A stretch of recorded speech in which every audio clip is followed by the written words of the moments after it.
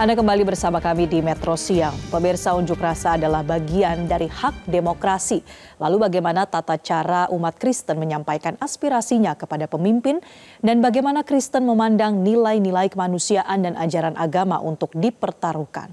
Bagaimana pandangan pemuka agama terhadap fenomena ini? Untuk mengetahui lebih mendalam, berikut liputan jurnalis Metro TV Arneta Butar-Butar dan juru kamera Arif Firmansyah bersama Pendeta Martin Lukito Sinaga dalam segmen Hikmah Siang.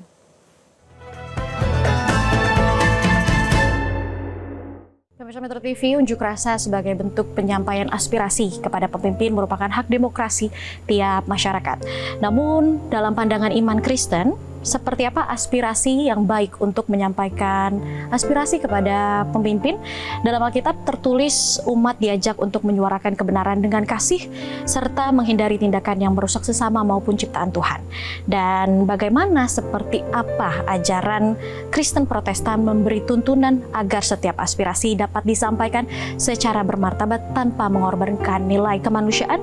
Dan sudah bersama saya Pendeta Martin Lukito Sinaga yang akan berbagi pandangan mengenai tuntunan Kristen dalam menyampaikan aspirasi. Shalom Pendeta. Shalom, terima kasih Bapak Pendeta. sudah bertemu dengan saya. Siap, terima kasih juga Pak Pendeta sudah hadir dalam Hikmah Siang segmen ini. Dan mungkin saya ada beberapa pertanyaan, kami ada beberapa pertanyaan terkait bagaimana iman Kristen, tuntunan iman Kristen dalam menyampaikan aspirasi. Seperti kita ketahui beberapa waktu belakangan ini banyak sekali demonstrasi yang dilakukan oleh masyarakat. Nah, namun ini ada pertanyaan yang pertama, yakni adalah dalam pandangan Kristen Protestan sebenarnya bagaimana cara yang tepat untuk menyalurkan aspirasi kepada pemerintah?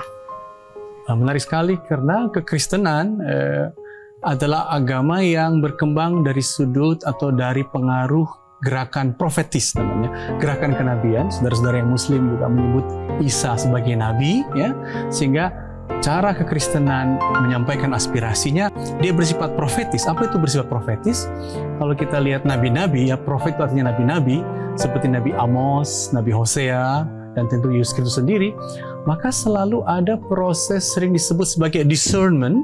Discernment itu dalam bahasa Jawa klasik pewiwekaan, yaitu perenungan situasi bagaimana keadaannya. Amos tiba pada kesimpulan bahwa di masyarakat Israel saat itu kekuasaan mengubah orang miskin atau menjual orang miskin dengan sepasang kasut, sepasang sepatu, kata Amos. Hosea mengatakan banyak sekali tokoh-tokoh agama juga sebenarnya ikut mendukung kekuasaan yang zalim saat itu.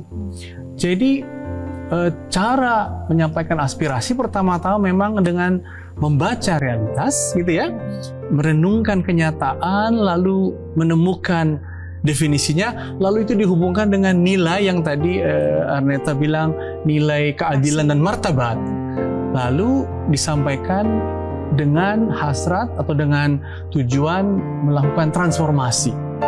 Jadi aspirasi menurut tuntunan Kristiani pertama-tama membutuhkan perenungan, ya, discernment. Setelah perenungan itu dicari bagaimana jalan transformasinya agar situasi yang dirasa ditemukan tidak benar ini bisa dibenarkan. Kurang lebih begitu semangat. Berarti ada tahap-tahapan untuk menyampaikan aspirasi. Oke, baik. Nah, mungkin terkait nilai-nilai iman apa yang harus dijaga ketika umat Kristen ini dalam menyampaikan aspirasi di ruang publik, Pak Pendeta? Nah, jadi setelah ditemukan bahwa ada realitas yang bisa dipahami, dan mungkin realitas kita harus pahami sebagai, sering disebut sebagai makin tingginya kecemasan yang sering disebut prekariat, ya. Orang semakin rentan dalam bekerja, dalam membayangkan masa depan orang semakin rentan, maka itu dihubungkan dengan prinsip iman Kristen kasih dan keadilan. Sehingga harus disuarakan bagaimana agar hidup yang rentan ini oleh kasih, berarti apa? Oleh prinsip distribusi, prinsip keadilan ekonomi, bisa dihubungkan. Jangan sampai dibiarkan kelompok-kelompok masyarakat mengalami kerentanan atau prekariat dalam kehidupan sehari-harinya. Jadi dihubungkan dengan nilai dasar Kristiani, yaitu kasih dan keadilan tadi. Buah-buah roh seperti itu ya Pak Pendeta, nilai-nilainya yang dituangkan seperti itu? Ya, buah-buah roh itu dalam Galatia ya maksudnya ya. Memang itu adalah hasil menjadi Kristen. Tapi buah-buah katakanlah kesabaran, kesungguhan, itu mesti dihubungkan dengan realitas yang ada. Dan ketika realitasnya kita mengakui bersama-sama hidup semakin sulit, kita harus cari bagaimana ya agar pemangku kepentingan membuka peluang agar hidup tidak semakin sulit. Itulah cara kasih diterjemahkan, itulah cara keadilan dinyatakan, kira-kira begitu kerangka besar tuntunan kekristenan itu. Siap. Oke, Pak Pendeta, mungkin ini bagaimana pandangan pendeta ketika unjuk rasa justru berujung pada kerusakan fasilitas umum, dan hal tersebut tentunya mengorbankan kepentingan orang lain karena adanya fasilitas umum yang rusak akibat aksi unjuk rasa dalam demonstrasi kemarin. Memang kekristenan mesti sampai kepada level non-violence, ya, bahkan anti kekerasan, near kekerasan. Jadi perubahan yang diupayakan mesti memperhitungkan jangan sampai dengan cara kekerasan. Nah, kalau kita lihat mengapa sampai terjadi kekerasan, menurut saya ini ada dua hal. Demonstrasi itu adalah cara untuk mengutarakan pendapat, ya. Namun kerusuhan itu bisa pertama-tama karena begitulah cara merusak demonstrasi dengan dibuat rusuh oleh pihak-pihak tertentu. Tapi menurut saya yang kedua adalah ada level frustrasi dari para demonstran yang menurut saya kekristenan harus membantu mengatasinya itu, ya. Dan salah satu caranya adalah mengorganisasi lebih baik demonstrasi itu agar bisa saling gotong royong, karena frustrasi itu bisa muncul karena terlalu lelah, terlalu berkepanjangan, sehingga dengan bekerja sama bisa aplusan begitulah dalam mereka mengutarakan pendapatnya. Oke, bekerja sama pendemonstran seperti itu ya, jadi Pak Pendeta. Dibangun semacam organisasi agar ada supporting system, sehingga tingkat kelelahan, tingkat kemarahan bisa diredam dengan melakukan pergantian-pergantian. Baik, Pak Pendeta. Kalau tadi kita berbicara dari sudut pandang pendemonstrasi, nah mungkin ini dari sudut pandang pejabat ataupun pemimpin. Menurut Pak Pendeta, apa pesan yang bisa disampaikan kepada pemimpin agar suara rakyat ini dapat didengar tanpa harus menimbulkan kerusuhan, bahkan korban jiwa? Ya, kekristenan karena dia berprinsip non-violence, bahkan menurut Yesus, kasihilah musuhmu. Sebenarnya memang dalam upaya demonstrasi, kekristenan selalu mencari mediasi sebenarnya. Mediasi yang terbaik kan parlemen, mediasi yang terbaik media, ya namanya juga mediasi ya. Mediasi yang terbaik juga misalnya public opinion yang terbuka. Jadi sekiranya ini semakin diperkuat. Namun dalam situasi yang sudah melelahkan, ya, memang aksi-aksi yang lebih simbolik dibutuhkan. Jadi saya teringat misalnya waktu di Amerika dulu, Martin Luther King sebagai seorang pemimpin kulit hitam, diabaikan hak-hak kulit hitam, maka dia mendorong agar orang-orang hitam melakukan aksi duduk gitu ya. Dan saat itu di Amerika orang hitam dibedakan tempat duduknya dengan orang putih di bus. Lalu Martin Luther mengatakan, dudukin saja tempat duduk orang putih itu. Karena kita semua diciptakan Tuhan setara. Jadi ada level sebenarnya cara mengutarakan pendapat.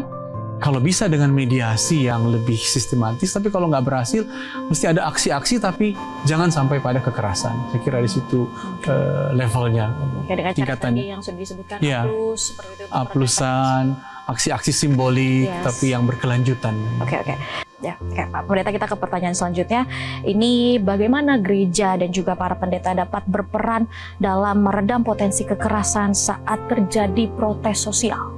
Ya, tampaknya memang para demonstran, katakanlah mahasiswa atau pekerja ojol, kiranya bisa juga kembali ke komunitas agama masing-masing, gitu ya, ke gereja atau ke komunitas muslim misalnya, lalu mereka menemukan proses menjernihkan lagi apa yang terjadi, dan gereja bisa membantu mereka untuk yakin bahwa protes ini atau unjuk rasa ini dilakukan kiranya berkelanjutan dan dihitung atau dilihat hasilnya sejauh mana apa yang mereka tuntut telah terlaksana.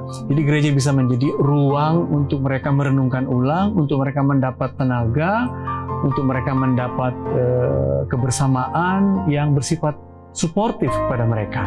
Nah, disitulah tampaknya protes ini bisa menjadi protes yang damai karena mereka tidak frustrasi karena ada yang mendukung dari belakang. Saya kira di situ pentingnya komunitas-komunitas untuk mensupport para demonstran agar tidak sampai kepada kekerasan itu. Ya, baik Pak Pendeta, kita sampai ke pertanyaan terakhir. Ini mungkin dari perspektif iman Kristen. Apa sikap terbaik yang perlu ditunjukkan seorang pemimpin ataupun pejabat ketika menghadapi protes atau menerima aspirasi dari masyarakat? Saya kira ada ungkapan yang klasik ya. Yesus mengatakan, sekarang kamu menjadi sahabat-sahabatku. Kamu adalah pemimpin tapi juga yang melayani. Sehingga pemimpin kita kiranya menemukan bahwa mereka, tanpa kita harus ungkit-ungkit mereka hidup dari pajak, ya, mereka sebenarnya adalah public servant, ya, yang bertugas melayani kepentingan publik, dan disitulah sebenarnya arti pemimpin kita, ya. Jangan menganggap pemimpin berarti secara hierarkis di atas, tapi mereka orang yang diistimewakan untuk mengatasi masalah. Jadi menurut saya disitulah pesan kekristenan kiranya juga didengar oleh pemimpin yang Kristen. Oke, jadilah pemimpin yang melayani. Betul sekali. Siap. Terima kasih Pak Pendeta. Sungguh insight yang diberikan ini menyejukkan masyarakat. Dan terima kasih Pak Pendeta atas waktunya, dan juga pemirsa Metro TV, pada akhirnya menyuarakan aspirasi ini adalah hak, namun menjaga kedamaian adalah panggilan iman. Dan juga Kristen mengajarkan bahwa setiap tindakan harus dilakukan dengan kasih, keadilan, dan juga hormat pada sesama tanpa merusak. Dan juga semoga pandangan ini menjadi penyejuk agar umat senantiasa mengedepankan hikmat, persatuan, dan juga jalan damai dalam menghadapi perbedaan maupun ketidakpuasan sosial. Terima kasih sekali lagi Pak Pendeta atas waktunya di Hikmah Siang kali ini. Salam. Dan pemirsa Metro TV, sampai jumpa di segmen Hikmah Siang berikutnya. Jelajahi cara baru mendapatkan informasi. Download Metro TV Extend sekarang.